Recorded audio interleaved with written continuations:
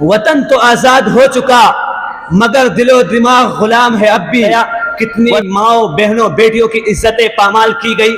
محمد علی جناح کا ساتھ دیا. سامعین گرامی، ہم نے عہد کیا تھا کہ ہم پاکستان کو ایک آزاد قوم کی حیثیت سے عدالتوں میں قانون بکتا ہے. حقیقت تو یہ ہے کہ بغیر رشوت کے کوئی کام جائز نہیں. حقیقت تو یہ ہے ہمارے نحمده ونصلي على رسوله الكريم اما بعد اعوذ باللہ من الشیطان الرجیم بسم اللہ الرحمن الرحیم. سامعین گرامی، 14 اگست ہماری تاریخ کا بہت یادگار دن ہے. یہ وہ دن ہے جس دن ایک آزاد ملک کی حیثیت سے پاکستان کا قیام عمل میں آیا. شاید نئی نسل کو معلوم نہ ہو کہ اس کی آزادی میں مسلمانان ہندوستان نے کتنی قربانیاں دی، کتنے علماء کو شہید کیا گیا. بخارا میں 12,000 علماء کو شہید کیا گیا. مالٹا کے جزیروں پر کتنے صحابہ کو علماء کو شہید کیا گیا. کتنے علماء کو جیلوں میں ڈالا گیا. کتنی ماؤں بہنوں بیٹیوں کی عزت پامال کی گئی.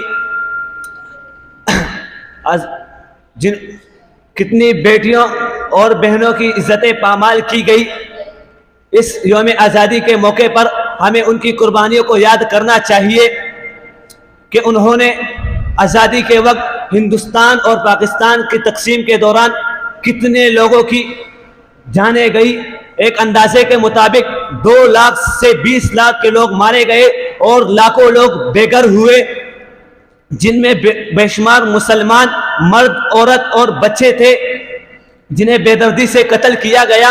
ان کی عصمت دری کی گئی یا بھاگنے پر مجبور کیا گیا. آزادی کے حصول کے لیے جنہوں نے ہماری جدوجہد آزادی میں اہم کردار ادا کیا، مولانا محمد علی شوکت، مولانا محمد ظفر علی خان، مولانا شبیر احمد عثمانی اور مولانا اشرف علی تھانوی رحمہ اللہ تعالی جیسے علماء تھے جنہوں نے مسلمان کے لیے علیحدہ وطن کی جدوجہد میں مسلم لیگ اور قائد اعظم محمد علی جناح کا ساتھ دیا.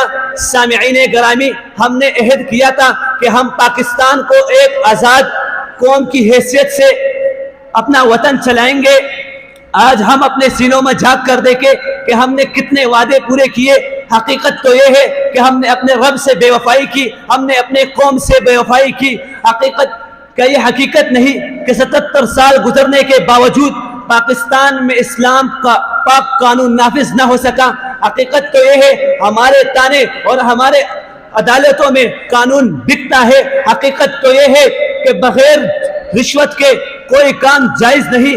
حقیقت تو یہ ہے ہمارے ہاں شریفوں کو دبایا گیا اور ذلیلوں کو مسندوں پر بٹھایا گیا. حقیقت تو یہ ہے ہمارے ملکی وسائل پر چند خاندان نے قبضہ کیا. حقیقت تو یہ ہے ہمارا سارا میڈیا نئی جوان نسل کو قیام پاکستان سے مقاصد سے ہٹا کر دوسرے چیزوں میں مصروف کر رہے ہیں.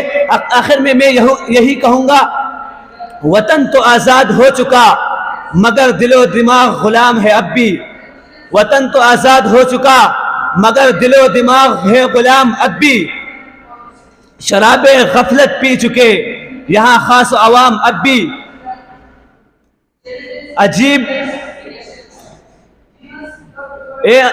عجیب انداز ہے میرے مخانے کا لوگو، عجیب انداز ہے میرے مخانے کا لوگو، کسی پر شراب جائز کسی پر پانی حرام اب بھی.